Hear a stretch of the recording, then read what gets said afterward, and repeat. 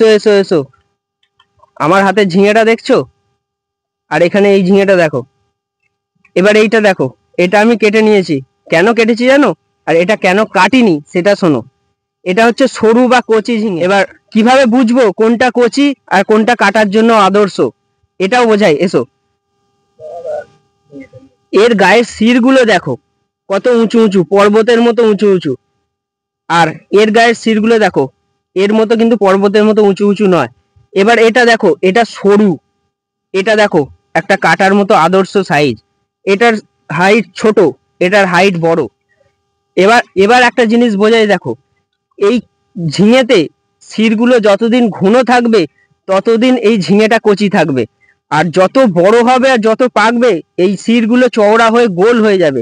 এই গোল হয়ে গেলেই ঝিঙেটা একদম সম্পূর্ণ পেকে গেছে। আমাদের এই গোল হয়ে যাওয়ার আগে এই আদর্শ সাইজে ঝিঙেগুলোকে কেটে নিতে হবে।